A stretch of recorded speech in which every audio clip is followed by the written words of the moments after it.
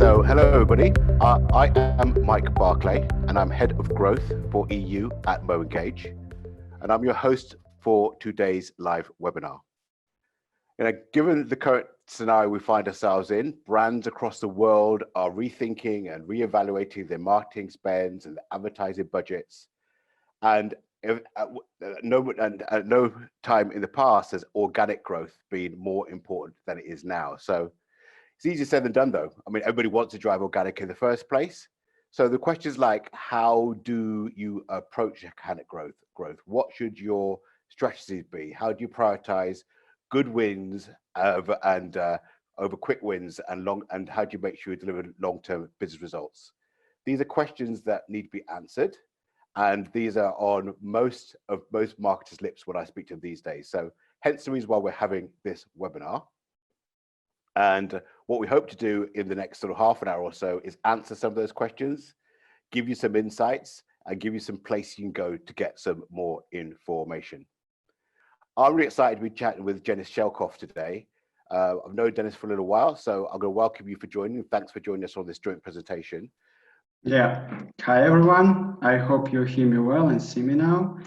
So yes, my name is Denis Shelkov, and I'm an ASO team lead at AppFollow consulting department that have a lot of ASO expertise and do a lot of services for the App Store and Google Play. So our team and myself has helped over 150 well-known apps to grow their organic traffic and increase conversion rate in app stores for a few years now. And so today we will speak about the best ASO practices. Our topic today is how to drive organic growth for your app, because it is a well-known fact that businesses across all verticals are dramatically affected by COVID-19, and it is absolutely essential for brands to prioritize organic app growth. So let's try today to understand the approach to organic app growth, to the ASO strategy, and I will show you some example of apps that getting it right.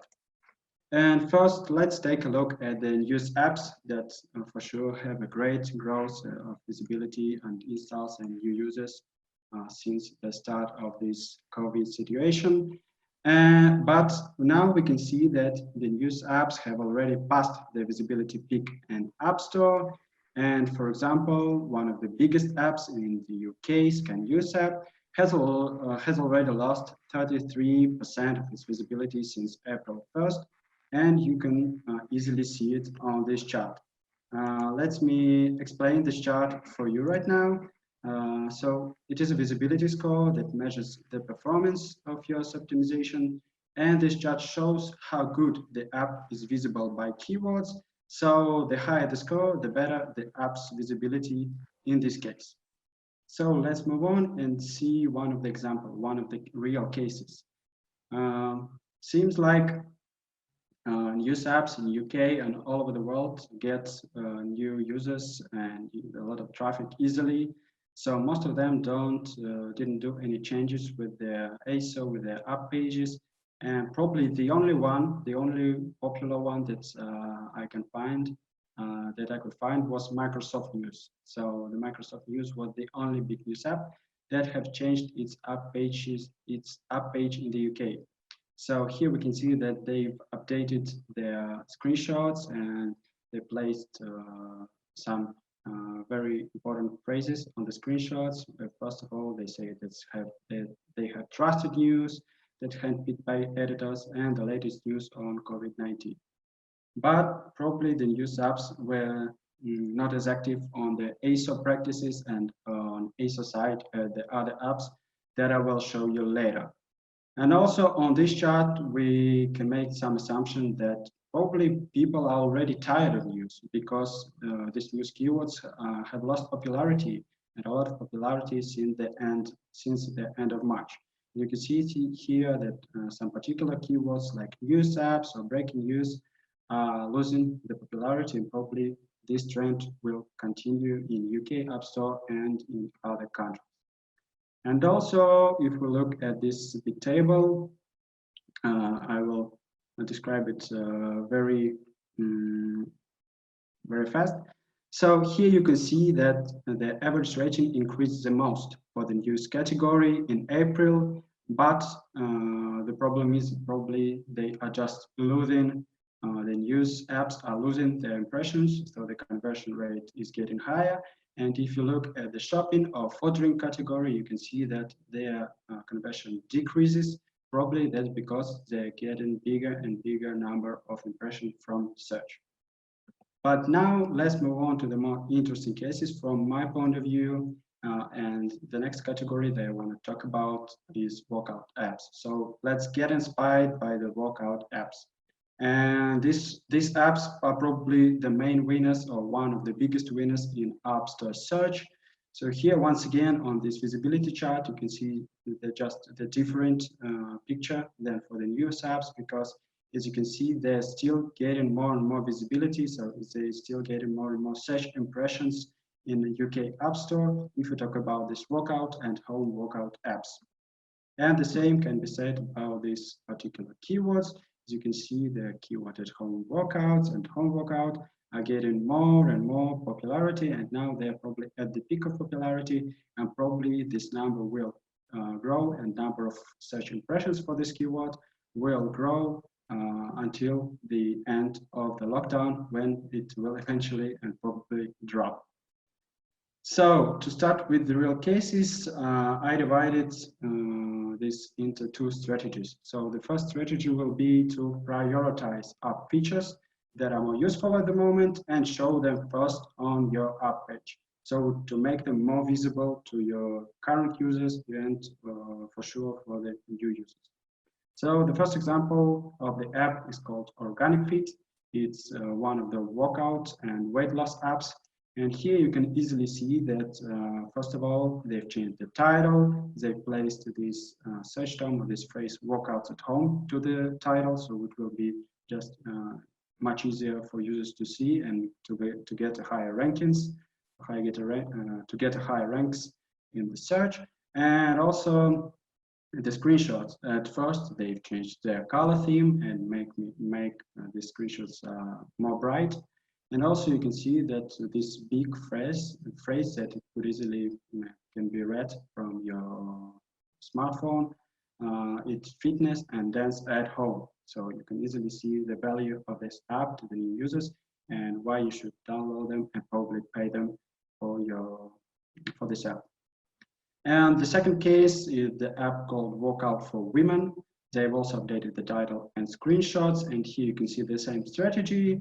They've added a search term fit at home to the title, but the things that I like the most is the screenshots. At first, they have placed the phrase workout at home to the top of the screenshot, but the main reason I've added this case is the second screenshot that I liked a lot, because they're trying not to show you another feature of the app, but show you how useful it can be, especially during this lockdown, during you're sitting at home for a few weeks. They say that this app can boost your immune system and you will look amazing and you will become active. And these are the real problems that people are having right now. Probably it can be a little manipulative, but at the same time, it's for sure this app will have a better organic growth and bigger number of search installs. And then let's move to the real numbers, to the new users, where you can see that one of our clients, the home workout app in UK App Store, had 4.5 more daily installs from search since the start of the lockdown. You can see that after they updated it on the March 18th, you can see how the number, from this point, the number of search installs increased rapidly, and they have a great success in the end of March and the beginning of April in UK App Store.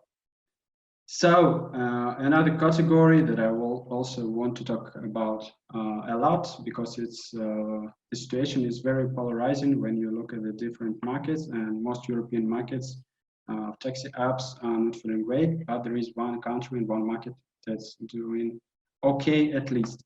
So let's talk first about the negative impact, the markets that lost the new users, and they are losing the visibility and search impressions. So this, Dennis, yeah, sorry, just sorry to interrupt. Just a very quick question from me because I've seen a couple of things in the chat as well. So does a marketer go around, just finding out what are the new hot keywords they should be looking at? How can they sort of just experiment easily and iterate before they actually dive straight in and start using a major service and make wholesale changes? yeah, okay. Thank you for the question. So probably then let's move out to the screenshot, so it will be more easier to understand. So for example, if we first of all, we should just use some of the ASO tools that you can use for keyword research. I would recommend AppFollow for sure, but you can use the other one if you have any. And using these tools, you can just all of these tools have the popularity function. So here you can see just research for these new keywords and see how popular they are. But the other part is how relevant they are for you. So it will probably be the two most important factors for using these keywords is popularity and its relevancy. And the other factor for me will be difficulty or competition. So you should understand if there are apps that have 5, 10 more times downloads than you, then you'll probably won't get ranked for these keywords. But if you can compare your number of installs with the apps, probably you can get high and get ranked high and get new users from these new keywords. Great, thanks. Yeah. So yeah, let's talk about these taxi apps in Germany first. And here you can see this negative trend, negative dynamic of the FreeNow, Uber, Clever Shuttle, and so on, losing their search ranks and losing their visibility. And for example, the FreeNow, one of the biggest apps, taxi apps in Germany, has lost 53% of its visibility since March 9th. So here you can see not a great picture of their popularity. And also one of the clients, one of the right apps, has 44% less daily installs from search in April comparing to March. So in Germany and probably in the most of European countries, this is a common picture of your daily installs. But let's talk about the other market. And first I want to explain your strategy and then show you some cases.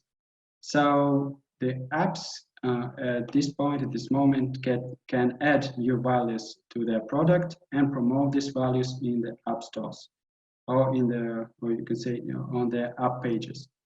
So the market and the country is Russia, because the biggest taxi apps in Russia, almost all of them, 4 or 5 apps, added delivery services and promoting them on the app pages. And on this case, on this slide, you can see the Maxim taxi app. So at first, they've added the food and grocery delivery to the title, so it will be easier for users to see that now they are doing this delivery. And also you can see the first screenshot that also very useful, that they will buy and deliver your groceries, goods, and medicine. So this is pretty simple way, but you need some infrastructure to add it to your app. But it will be very, very useful regarding your acquiring new users to your app. And if we look at this on this visibility score chart that you can say I love a lot, you can see that this Maxim app has even improved its visibility by 5% after adding delivery services to the app on April 9th. And the difference between this chart and this picture and this trend and the one that I showed you for Germany are very drastic. To conclude all that I said before, once again, the best ASO practices for this moment and through this crisis moments or this lockdown will be to, first of all, will be to prioritize features that are useful at the moment. Also, or you can add new values to the app. So then it will be not enough because new users and current users have to know about them. So you have to make them visible on your app pages using text, so titles, subtitles, and so on, or description, your screenshots and videos if you have for the apps. And also you should promote them by adding new keywords, as I said before, and probably through your social media, because most of the apps have it, I think so. So it will be easier for users to know these new features. So that's all that I want to talk about today. Thanks very much for that, Dennis. It was really useful. One, some good base data there, so understanding how things are working from a trend perspective, but secondly also some practical tips as to what people can do. What I'm going to talk about now is user engagement in what is quite clearly extraordinary times. You know, COVID-19 has an unforeseen impact on just about every business in the world, and I thought that no one's ever seen that kind of global impact in a matter of weeks or days, where things just completely changed almost overnight. So firstly, what I'm going to do is just talk about what we do very briefly. So we are an intelligent customer engagement platform. If you were to look us up, we would come under the marketing automation set quadrant, if you looked at anything like Gartner or any of those natures. And it's fair to say the reason why we use engagement rather than just pure marketing is that we do more than that. So what I would suggest is, if you think of us as helping you as a marketer get the right piece of content to the right person at the right time. That content could be anything. It could be a gamification award. It could be an offer. It could be a piece of data. So in order to do that, obviously we track user behavior, both through app and on the web. And we also have the ability to ingest user data from elsewhere. So a CRM system or some backend system that you might be using. As we're getting this rich data and creating this unified 360-degree profile, you could then start to analyze your community trends. Now, most people, you know, just about every brand I know will have out there somewhere some big chart with all of the user journeys that they've got and the different personas they're working with. And of course, we want to have that to be able to manage those customer journeys using a product. Once you've done that, you can then start doing your segmentation, and then you can engage with them in the way that makes the most sense across a load of channels. And as you'd expect, you know, we are a sales company, so a little bit of a brag slide. Here's a list of some of the customers we work with. Clearly, we work with a lot smaller customers as well. So, you know, SMEs and SMBs, but there's a few to look at here being, you know, McAfee, who are the world's largest mobile security company. We started off with them doing marketing because a product you buy and hopefully you don't have to interact with them, so how they keep in touch with people throughout the year. But now we do all of the in-app messaging. So you could easily be using us without knowing, because McAfee also provide the internet security for most of the telecom providers. And it goes across, you know, people like Cosmate over in Greece, we've got people over in Eastern Europe, etc. So we commissioned a piece of research alongside another partner of ours called Apptopia to look at what's been going on. So this data is predominantly based on March. And as you can see, what we've done is broken it down into what's commonly known as a Boston matrix. So what you're looking at is on the one side here, where there's been a slowdown in downloads, or where there's been a rise in downloads. And on the other side here, are going upwards, where there's been a slowdown in activity or rise in activity. So the magic quadrant being the one over here, which is explosion. And as you can see, you know, there's, you know, a real spread here. So for example, over in Southeast Asia, healthcare just didn't really exist as an online service. The apps were there, but they were not really adopted. And as you can see, that has already started to change quite rapidly. And then when we look into the explosion quadrant, You know, things like video and chat, no surprise, online shopping, no surprise. But then you can see that there's a difference in geos between healthcare in Southeast Asia or Northern Europe and North America.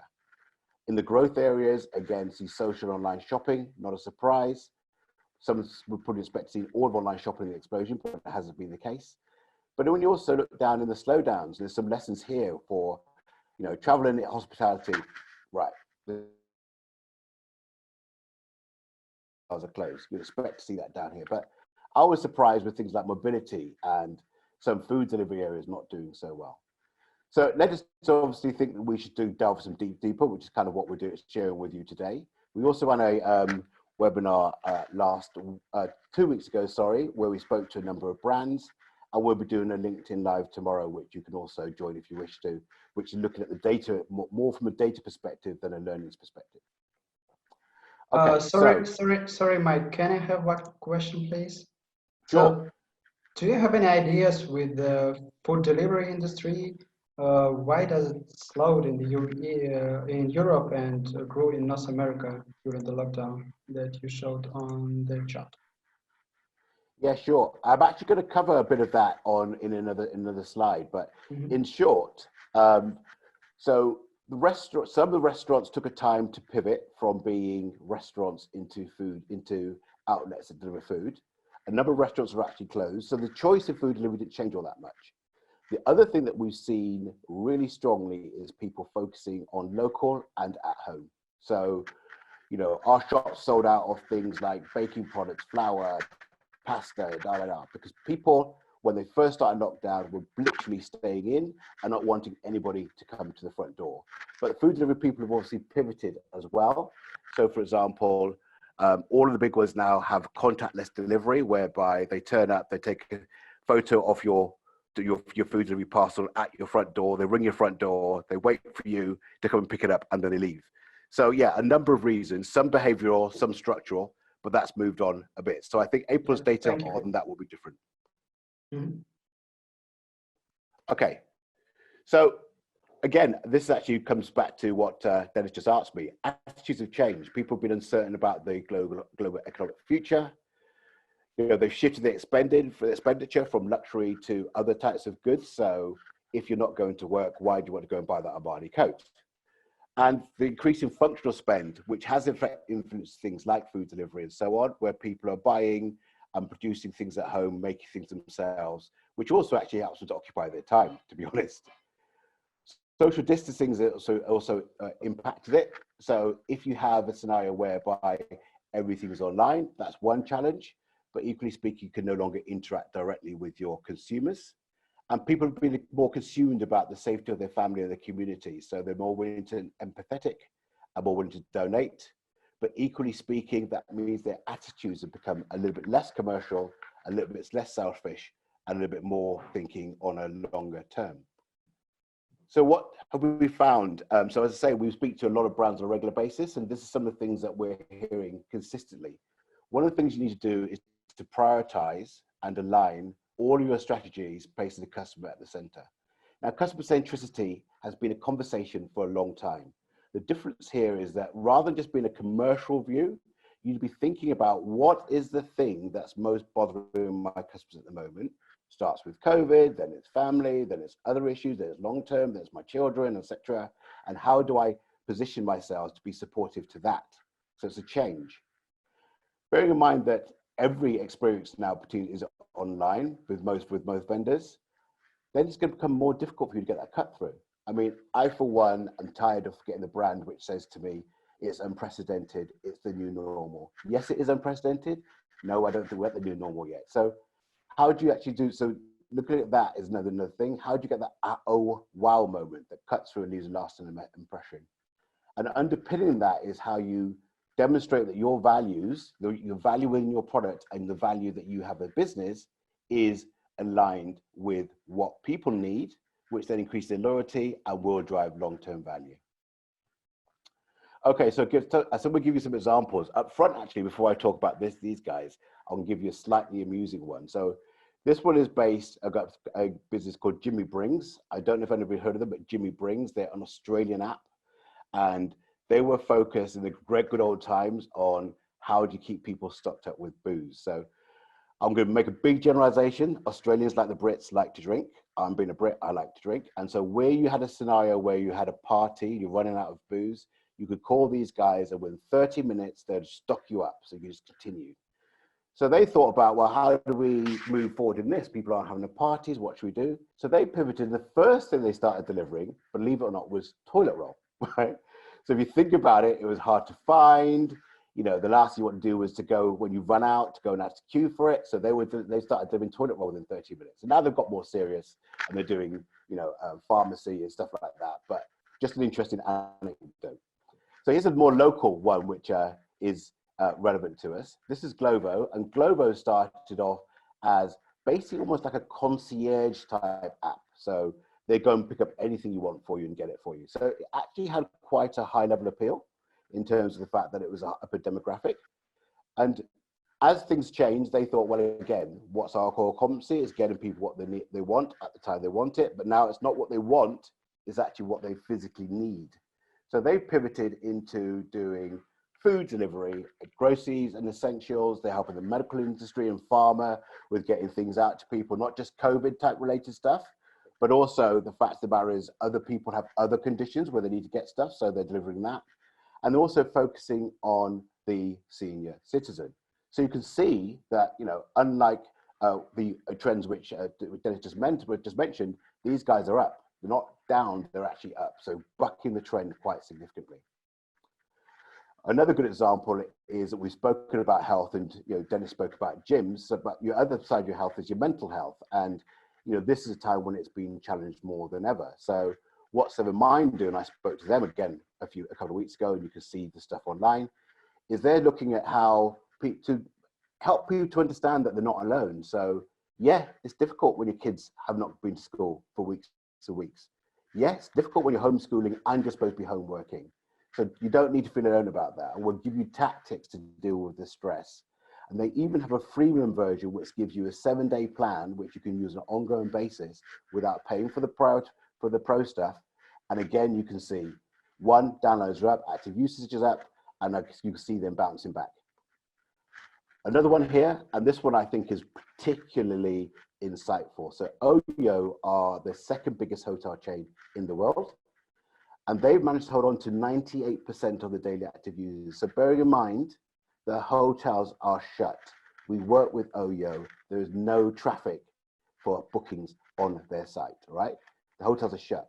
However, they're still maintaining their usage by using the core competency of having such a big community and giving people newsletters, latest updates. And as you can see from the screen here, you know, I think a lot of people are getting one-dimensional news, and the fact that they're presenting sort of small community stuff and things you might ask, the questions you might not necessarily be seeing in your news, has meant that they maintain their usage, they maintain their relevance, and you will see those guys bounce back also.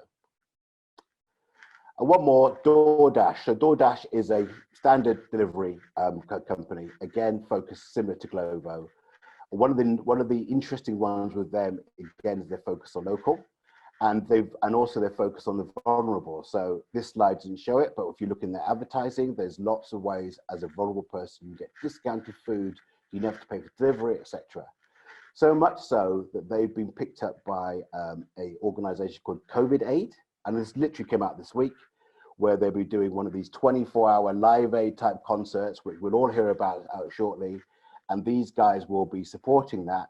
And if somebody wants to make live donations of food, etc., these guys will be delivering it. So it shows you how you can actually turn a negative to a positive in a community-friendly way.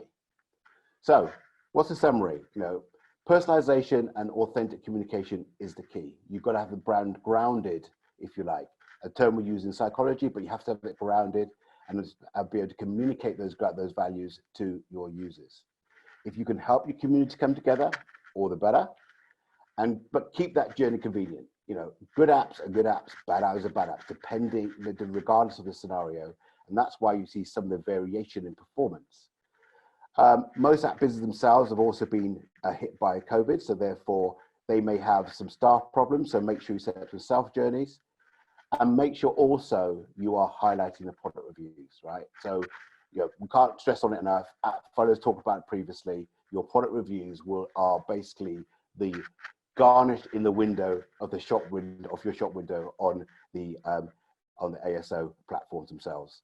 And then finally, adapt the frequency of communications. So we spoke to Bubble, and one of the things they do, which is a language app, people got time to learn languages, but they realized they flooded people with messages about, hey, you've got plenty of time now. That was going to be counterproductive. So what they've done is now tone that down, communicate less frequently, but get a much higher return.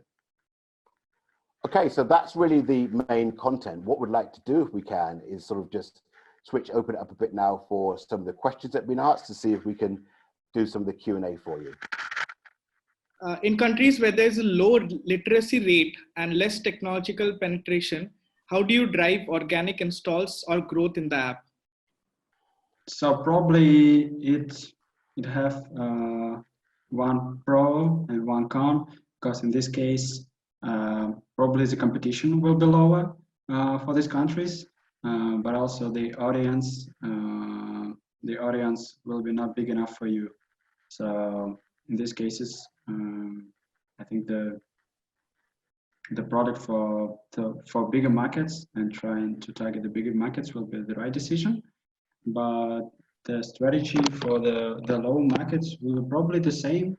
Just in case of the ASO, the strategies are pretty much the same, and the low competition will be a big advantage if you're making the right ASO optimization. Sure. And just outside of the ASO, what we see in those areas is that there's all sorts of content you deliver. So video content where they put the spoken word, etc., graphics, etc. So there are ways you can communicate your message without actually having to have too much in written prose. Can we run A/B experiments related to ASO on iOS without spending? Yeah, the only way in this case will be just the AA experiment, when you just release the new version of your screenshots or the icon, for example, and after 7 or 10 days or 2 weeks, you just compare your conversion rate before and after. Of course, there will be a lot of factors that can affect your conversion rate, but it's probably the only way if you talk about the App Store to run this experiment without spending any money. The other will be just using some paid tools or running such as campaigns where you also have to pay for the installs.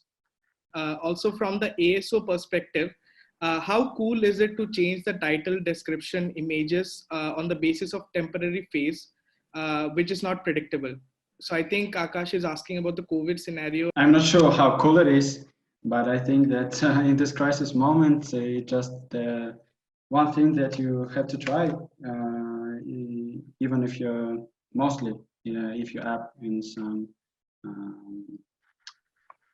some crisis moments, having less and less installs, for sure you shouldn't just remove your old app page and with new brand and description and so on. But you can try just to implement some new app features or some new values, as I've said before in my presentation, and probably it will be the best way just to try to find new users. But of course, if you build the brand name, you should left what you built at first. You should kept what you've built it first, and then go to these new app features, to these new values, and add them to your app page. Sure. I think one of the things I would just add to that is that where all the brands we spoke to and the brands we just featured here, what they've done is take something they already have in the app and brought that to the front. So they've not made wholesale changes. They already had some delivery capability or whatever it might be. So highlighting that more. And then obviously what they've done again, is in the screenshots that David showed, is they've evolved the message. So gone from being you want to look good to go out to say you want to look to feel healthy, you want to feel healthy from your health activity. So it's about evolution and making it fit for purpose rather than tearing up the playbook and starting again, I think. Where do you see banking, finance, and lending as a domain on the quadrant, the impact quadrant that we have? That does vary by geo. Overall, in the European piece, we saw a bit of a dip in March. We are seeing that rebound quite strongly in April, in point of fact, because the reality is that banking and finance is something that you need. You may not need to have loans now, or you might not be spending so much on your credit card, but a lot of their activities are core to what you do. So it's actually stabilized a bit. It's not back to pre-COVID levels, but it's stabilized a bit. But again, it does vary by industry, and it does vary by geography rather than industry, I should say. And even the subsets within fintech, it varies. So insurance is back to normal, but then things like payday loans aren't. And obviously, or short-term lending isn't. So it depends on what you look at also. It's not a single picture.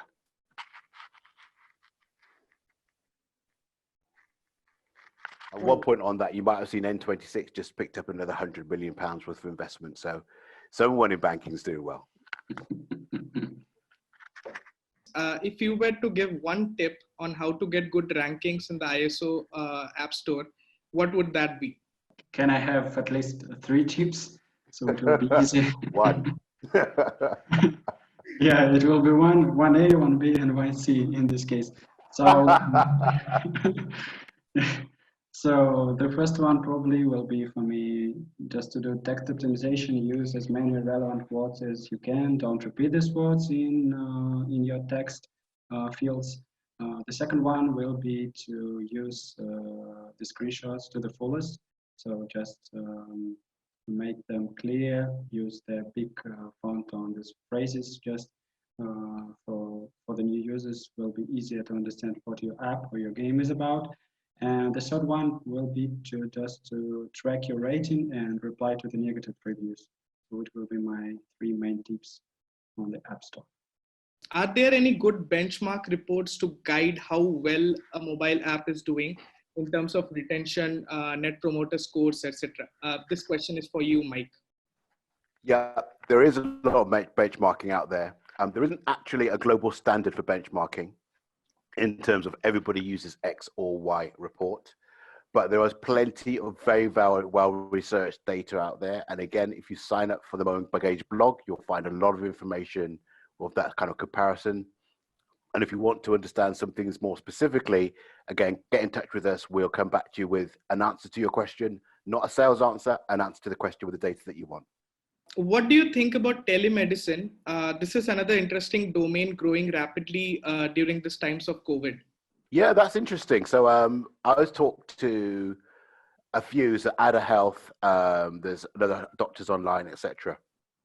It's been a mixed bag. So firstly, they've seen a drop-off in downloads, but what they have seen is more engaged users. So the users of the service who are using it are very much more focused, much more interactive, and therefore driving more value. Some of the performance has been patchy because in some cases, like in the UK, private doctors have been sequestered into the NHS. Therefore, the people who used to answer the questions are no longer available to answer the questions. So that has also changed it slightly. But certainly, telemedicine is a growth sector, and I would bet on that to be one of the ones which becomes a lot stronger in the post-COVID era. Can you share some insights on how to retain organic traffic post the pandemic? So I think that probably the strategies will be pretty much the same. You just have to adapt to the current situation and probably just see how the changes, how the what people need at that time, and just try to adapt your strategy to it. So probably it will be just easy at that. So I can pick up on that as well. So what we see is that the brands that have the best onboarding experience, the best sort of post-download experience where they get people onboarded really well, it reminds them as to why they both use the app, they drive that initial activation, have the best halo effect on organic as well. Because organic is pretty much driven by either native advertising, which doesn't have a link to it, which doesn't have any kind of deep link to it. So people hear about the brand in some other way where they can't download directly by clicking on the ad, or it comes through word of mouth and recommendation. So a good app will get spoken about, a good app then will get talked about, a good app will get searched for, and then people will continue. So it's still down to how good is your service and how good is the experience post download. That will drive your organic long term. Yeah, and can I add also that probably now you should think about the users that are spending all the time at home, and after that they all will be outside, and yeah, and you should think about this user behavior. Just try to find the goods for them. What are the most important user engagement metrics to track on mobile apps during the current situation that we face? I can talk from the point of Google Play, because Google Play have the benchmarks in their console for all these engagement metrics. So there will be retention on the first, third, 15th and 13th days, I think. So retention is for sure. The number of uninstalls or uninstall rate, that also we have a question about. The uninstall rate, probably the rating for sure, the crash rate, and probably these are the most important ones. So all the things that are showing that your app is used often and don't have any problems from the tech side. Sure. And then from the sort of market automation side, we look at things like obviously day 30 retention. We also look at things like cohort analysis. So, understanding which blocks of users are most likely to stay with you. Session and source, so which user bases, which advertising mediums or campaign mediums is driving the most users. But also then the time it takes from the initial download to the initial interaction, because the longer it is, generally, the less retention you get. So people need to be able to get into the app quickly, use it quickly, find value quickly. Otherwise, it just becomes another one of those apps that's sitting on your phone, taking up space for weeks, that you've probably opened once and then delete. How to reduce uninstall rate of the app? Probably the answers will be the same as just Mike said about just having a good product where people will stay in your app and will not uninstall it. But for sure, there are different kind of products, and some of them you'll probably use once and then don't use it till the next year, for example. So, which will also depend on the category and the theme of your app, but probably just building a good product and not trying to lie to your users by selling it, by I don't know, some fake promoting or fake app page and so on, that the user will get the product that you promote in the App Store or through the other platforms. Yeah, so to echo that, there's a dozen things you do, and it is about the overall product. If I were to pull out a single thing, it's the onboarding experience. Yeah. The difference between getting somebody to download and starting using, that is probably the single most important piece. You can have a fabulous product, you can have a fabulous house, a fabulous restaurant, but people walk up to the front door and then walk away and don't come inside. It's a waste. Yeah, it's the onboarding experience with the single most important thing, I would say. What is more important? Is it the short or long description that we change, or is it about changing the title and the images? Okay, so there is some kind of hierarchy in both stores. So the title for sure is the most important one, and the keywords from the title have the most value and have the biggest impact on rankings. And then goes in App Store, the title, the subtitle and keywords have the same value. And if we talk about Google Play, probably the most users don't read the full description because you have to tap and look through the long text, and most of the users won't do it. So from the point of view of conversion, for sure, the short description is much more important for you, because this is the text that the user see when they are on the app page in Google Play. But also the long description in Google Play affects the ranks and rankings of your app for particular keywords. So from the point of view of ranking, they're both very important for you. But if you talk about conversion rate, the title and subtitle or short description will be much more valuable than the long description. Well, look, just like to say, firstly, thanks to Denis for working with us on this. It's been really informative, and you can tell from the questions, people are very interested in the topic. Secondly, I just want to also thank all the people who've joined us today and given up their time. We realize that you guys are busy, and if you're like me, I'm having way too many conference calls at this moment in time. So we do appreciate you giving us your time and attention. We will follow up any questions you want to give us directly. Just you'll have our contact, so you'll be able to follow up through that. Hopefully you find it informational, and we will also send you the video. So thanks again, and keep safe. Bye now. Yeah, thank you. Bye-bye.